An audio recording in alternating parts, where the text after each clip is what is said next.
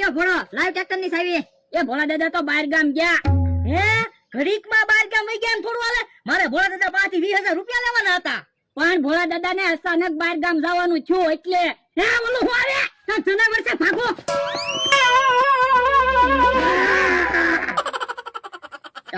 કેવા દિન ભાગી ગયા, પૈસા જોતા હતા. કોઈ દી જોયું ન હોય એવું જનાવર ક્યાંથી આવ્યું?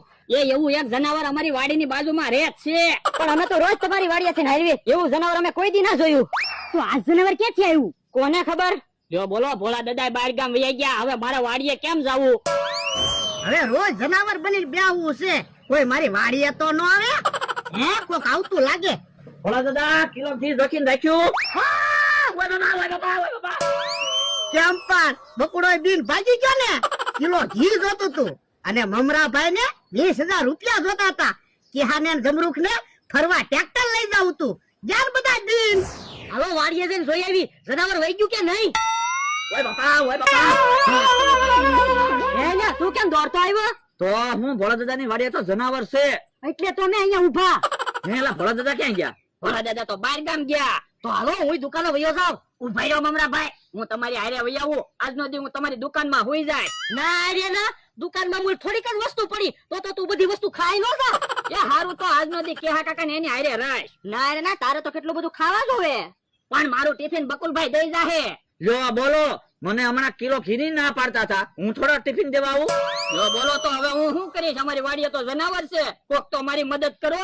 તું એક કામ કરવી તો હું ગામમાં જનાવર પકડવાનું પિંજરું પડ્યું ને, એ લઈ આવી અને પિંજરામાં મૂકી દેવી. ફ્રૂટ ખાવા જનાવર આવે ને એટલે પકડાઈ જાય. હા એમ થાય. લ્યો તો કે કાકા જમરૂ કાકા, તમે ગામમાંથી પિંજરું લઈ આવો અને જાય તું ફ્રૂટ લઈ આવ. પણ મારી પાસે તો પૈસા ના, મને તો કોઈ બાકીમાં ફ્રૂટ ન આપે. તો હું ફ્રૂટ લઈ આવું. ભોળા દાદા આવે ને એટલે પૈસા મને દેવા પડશે. એ હારું, હાલો આપણે લે જાઉં, ભોળા દાદાને ફોન કરી દઉં. પણ ઉભા રહ્યો ને, એ તો 4-5 દી રોકાવાના છે, એને હું કામ ફોન કરવો? એમ થોડું હાલે, એની વાડીએ જનાવર આવ્યું ને બહાર ગામ રે. ભોળા દાદા મમરાભાઈ નો ફોન કેમ આવ્યો?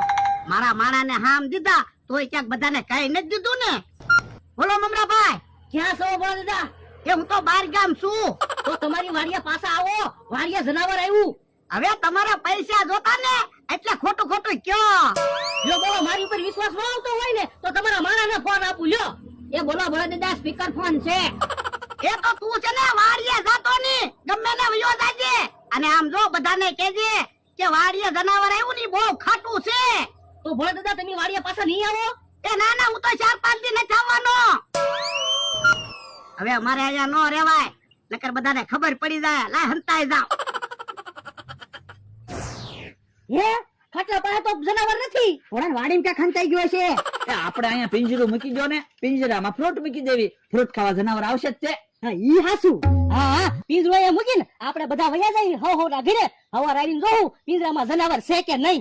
જો બોલો, તમે બધા તો હો ને ઘરે વયા જાઓ અને અમારી વાડીએ તો જનાવર છે, હું ક્યાં જાય?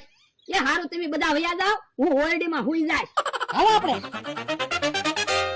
હા સારું, લ્યો બધા ગયા. હવે હું ભોળા દાદા ફ્રૂટ ખાવું.